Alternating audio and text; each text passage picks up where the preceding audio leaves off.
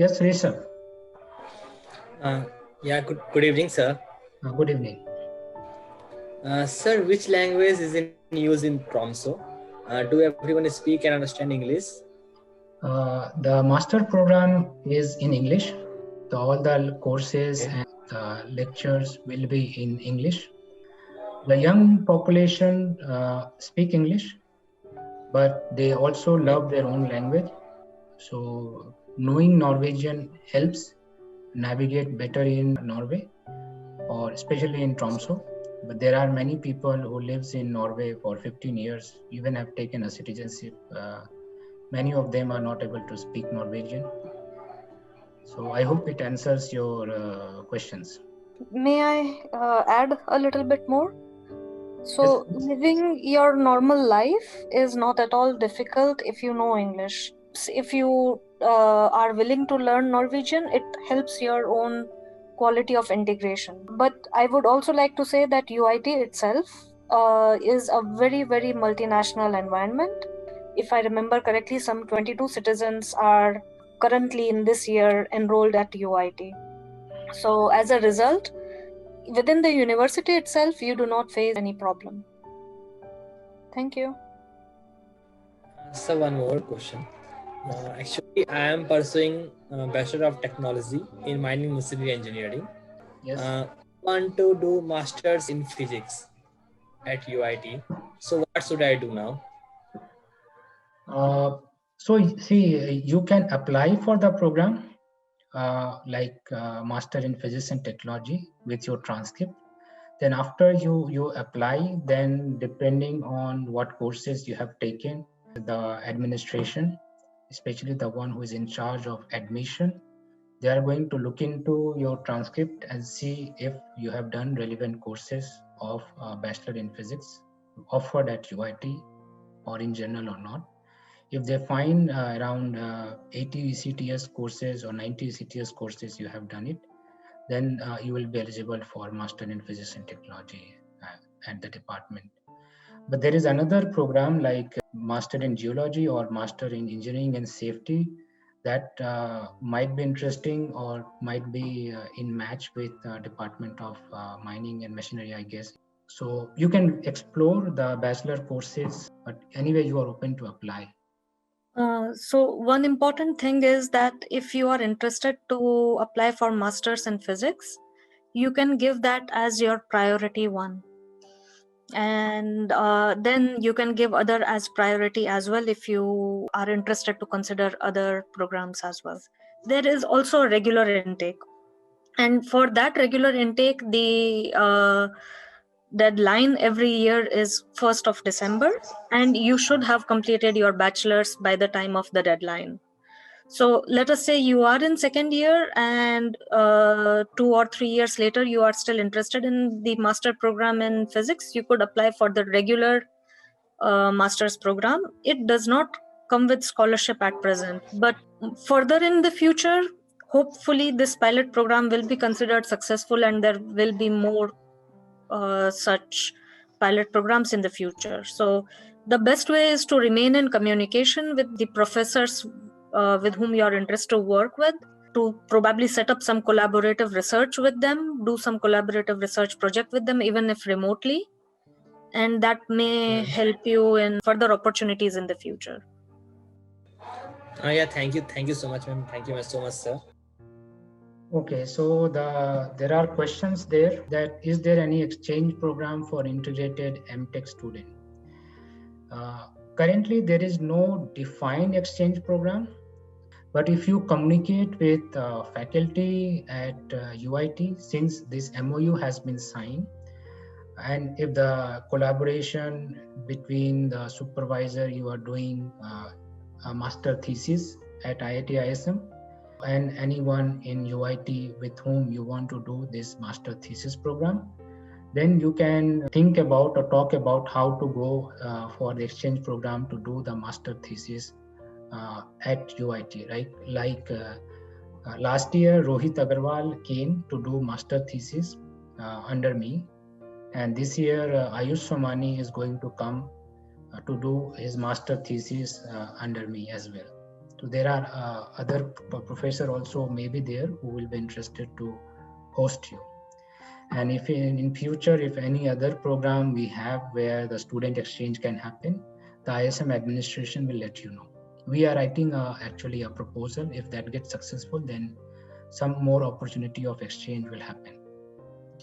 Also, like Dilip highlighted, at present we are going to write a joint proposal for an extended exchange program over 4 years where multiple master students and bachelor students and PhD students can join. So we will keep you posted about this. We will also probably reach out once we have more concrete information about some ongoing opportunities. Are there more questions? Few question that was personally sent to me during the process. Okay. So one was, how tough is the selection procedure at UIT for the CSE branch and for the non-CSE branch too? Okay, for any branch, the selection process will be competitive, right? It depends on how many applications are there and how strong is the application. Tougher will be the selection criteria. And for Department of Computer Science, there is a special requirement. If you go to this uitindia.github.io, there is a program you have to write and submit as well along with your application, because that is also an eligibility criteria that your program should execute, and that will be evaluated by the Department of Computer Science admission office. And after meeting those eligibility criteria, and then other criteria will be taken into place. So there is no harm in applying. It doesn't cost you money.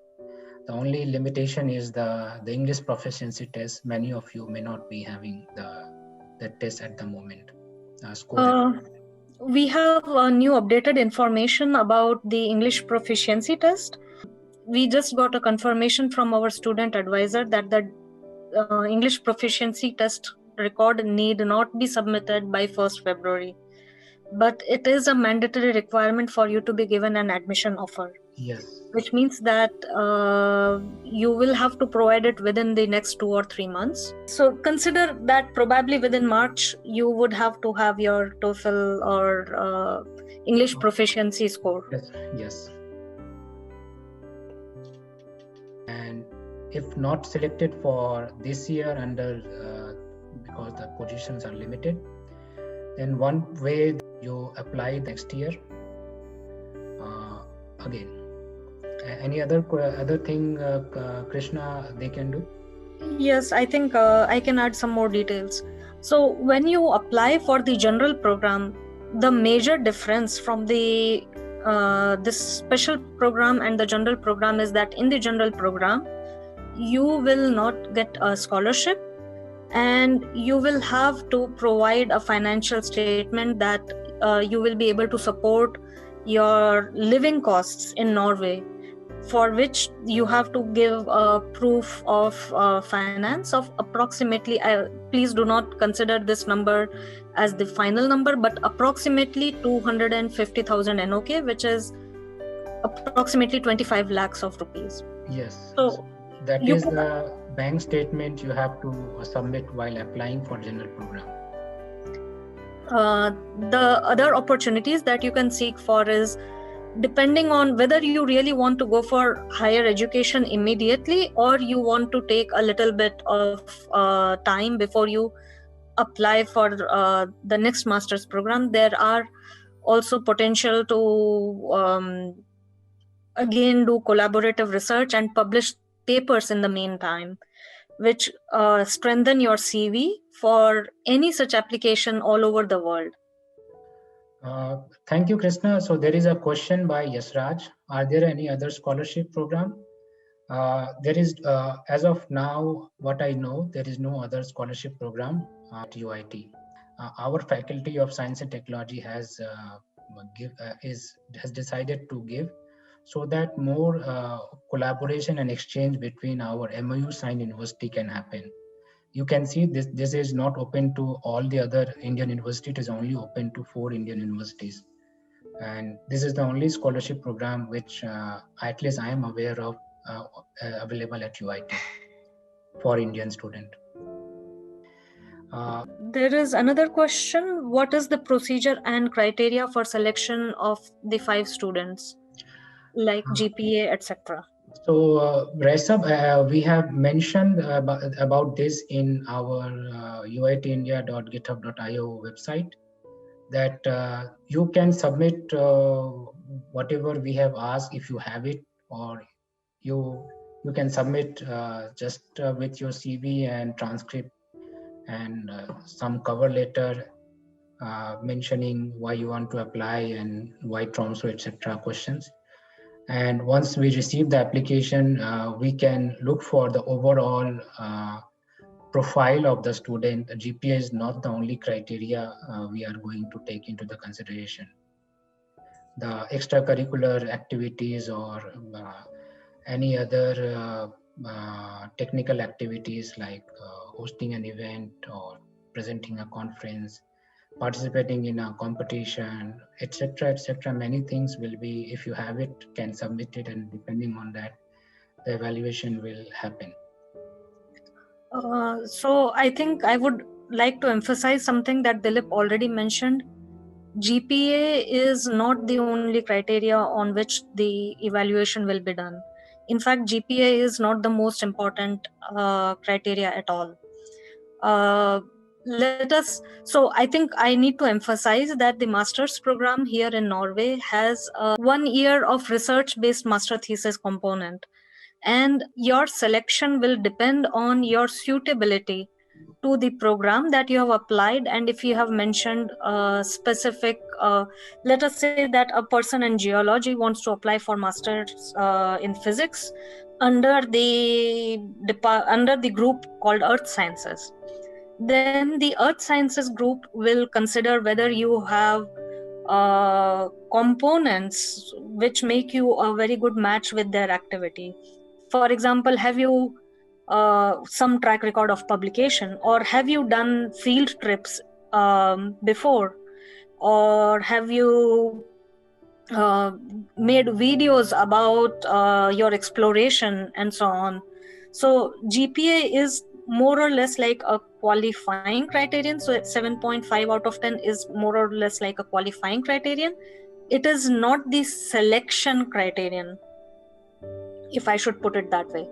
There would be a preliminary short listing, which will be simply about whether your GPA is good enough, whether your communication is good enough, whether your motivation to come to Tromso is tangible and good. And there will be these basic screening, but after the basic screening, the main selection will come from the research groups, which you might want to join as a part of this master study program. So let me give you some more information about the master program. So master program here is 2 years. And in 2 years, 120 ECTS credit you have to complete minimum. And out of 120 ECTS, 60 ECTS is actually your master thesis. And 60 ECTS means 1 year of education. So 1 year you attach with a research group and you do a master thesis related to that research group and as well as your interest. And at the end of your thesis, you have to defend your thesis. It is very similar to PhD thesis, but not up to that scale. But the thesis defense is taken very seriously, and master thesis is very, very important in Norway. And there is one important feature which is not present in most Indian universities, but we as people from Indian background now working in Norway find it very, very interesting. Here, there is a scope to define special courses for your research needs, which means that maybe there is not a particular kind of course which is available as a standard course. Maybe a person in earth sciences wants to learn signal processing or time series data processing, and maybe such a course probably does not exist. But the student can request the supervisor, and the supervisor can see if such a course can be designed specially for that particular student. so that the student can learn the background material that is needed for the student to carry out their research well. This kind of concept is called special curriculum. To give you an example, Ayush Somani is coming here as an exchange student for 6 months to perform his master thesis work. But his background is maths and computing, and he will work mainly on artificial intelligence for his master's thesis. But he has already done some work in microscopy data handling, and one of the components of his visit will include a special curriculum designed specifically for him, where he will be able to collect biological samples himself and take them to a microscope and generate very specific microscopy data which is more suitable for artificial intelligence. So this is an example of a special curriculum designed for the research needs of Ayush. And this is something which is out of his normal research, but it greatly helps his research orientation. Sometimes we pool 2 or 3 students together from different backgrounds, but they have needs for these special curriculum on a specific topic, and then these 2 or 3 students work together in this special curriculum.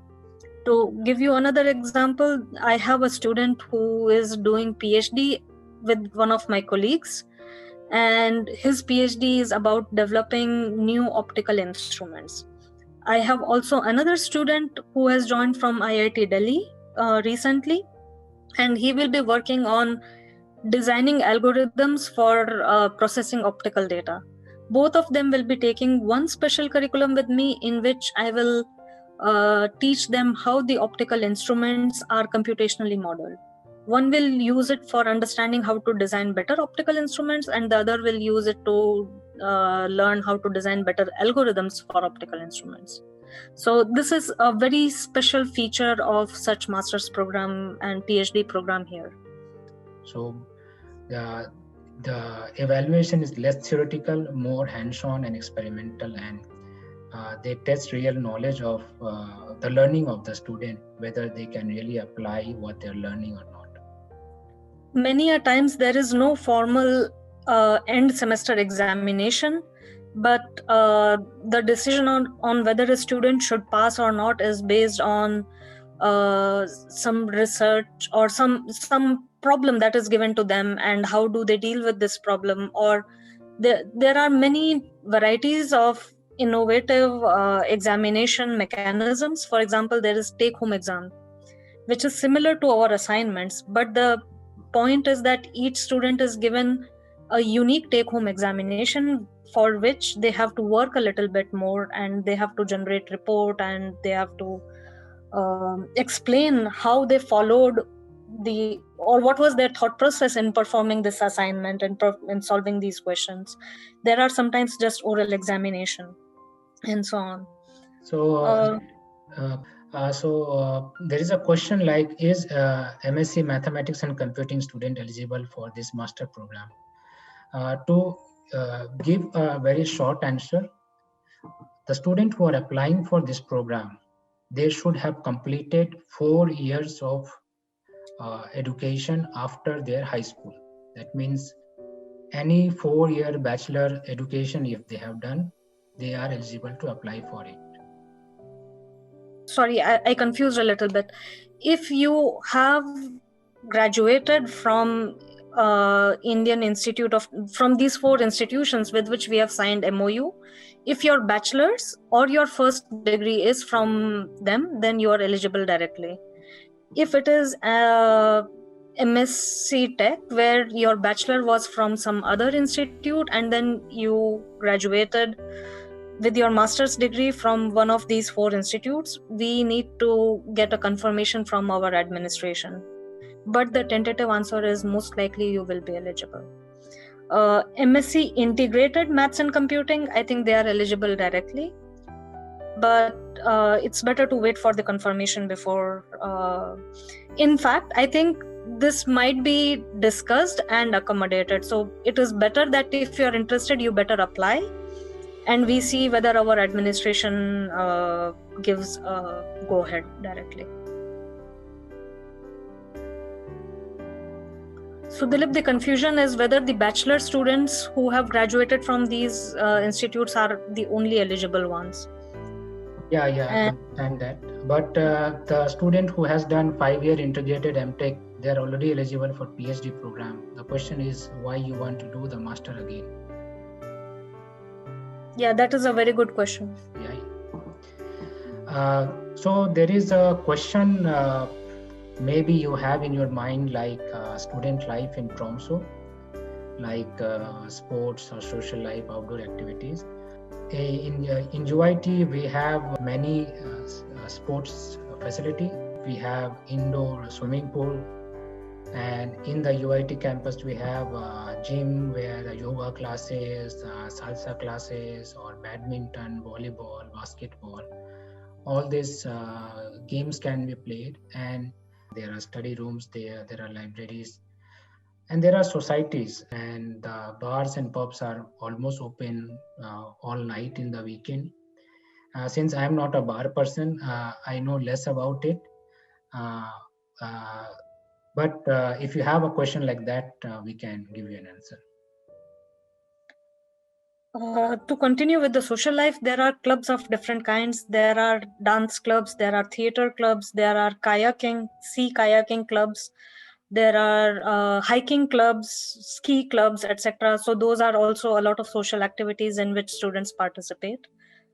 Shubham is asking a question that can a third year student of integrated courses can apply to this master program?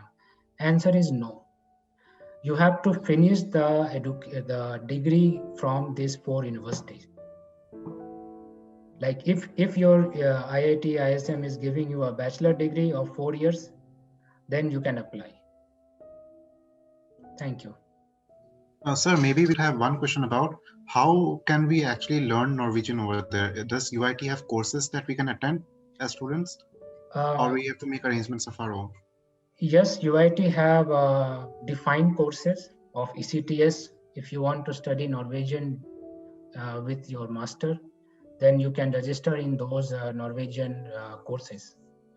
There are also other free language courses that are organized for students to learn Norwegian, and they are held at many different times so that they do not conflict with your academic education. Yeah, so basically there are many free Norwegian classes and many options to learn Norwegian. Okay, ma'am. Thank you. Dilip, I have a question. Yes, please.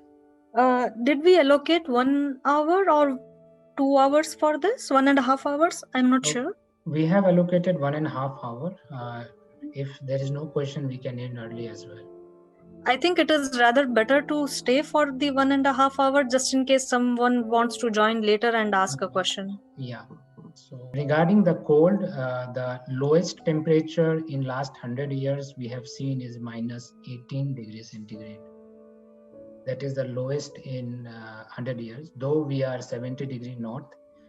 Since you can see the island it is an island city, and it's surrounded with oceanic current. So the temperature in Tromso never go very low. Like right now, it is January 12th, and today's the lowest temperature was minus 6 degree. A very good question, and that should be the most practical question. One of the very practical question we should be expecting, like what is a living cost, food cost. So Norway is a Scandinavian country, and Scandinavia, you have seen that it has very high in happiness index and everything. But this happiness index and everything do comes with a cost. So the living cost of Norway is quite high compared to any other European country. Like, for example, if you want to rent one room in Tromso, you will need to pay 40,000 to 50,000 rupees. And if you want to count food and travel other expenses, that will be another 30,000. So minimum 70 to 80,000 rupees per month is minimum required to live in a bare minimum way. So under this program, the scholarship you are going to get will be around 120,000, means 1.2 lakh rupees, and that is a tax-free. So that should be very good for one person. One person can live very happily. And monthly expenses are around 6 to 8,000. Like last year in the summer, the interns have come. They could be able to live for around, apart from their housing, they can live for 3,000 kroner to 4,000 kroner, that is 40,000 rupees. And we are telling you that from their estimate. It is also a very good idea to discuss with Rohit Agarwal about this, and we can give further contacts of other Indian students who have come here for exchange or they are doing masters here, so that you can have a realistic estimate of what to expect in terms of expenses, in terms of savings, and so on. So Somani is going to come, I think, in a week or 2 weeks. He's just waiting for his stamping of the visa. So you can also ask him what is the expenses, because he is going to go through it. And there is a question from Yashraj: are students allowed to do part-time jobs to sustain there? Yes. In general, yes. If you are doing master's program or bachelor program under general admission, yes. I am not sure about the scholarship-based program. Scholarship-based program, I am also not sure. But if you are doing a master program under general condition, you are allowed to work part-time, and the hourly income for any other job you do here is quite high, around 18 euro to 20 euro per hour. So, and you are allowed to work for around 20 hours a week. So that should be good enough to cover the cost of living if you are coming for general master program. But before application, you have to show the financial ability that you can support your living cost in Tromsø. And when you are coming for master program, it will be a student visa, but you will be allowed to do a part-time work in the campus. So the work visa, like Dilip said, if you have a job offer, you would probably get work visa. This is usually not a problem. The job offer has to have a certain percentage to give you an understanding. Someone was asking about part-time job. If it is a general master intake where there is no scholarship, people usually go for part-time job.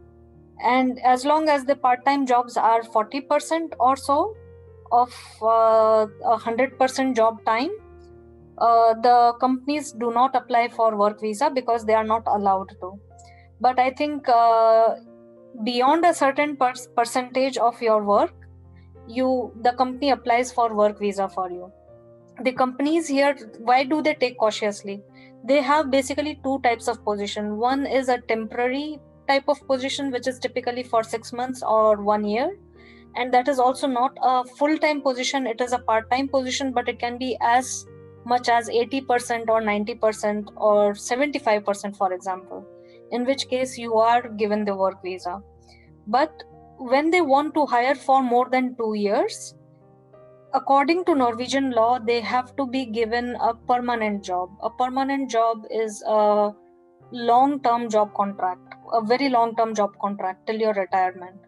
So basically, small jobs for 6 months or 1 year, these are the jobs that companies easily offer. And for them, the companies apply for work visa as necessary. This is usually not a problem at all.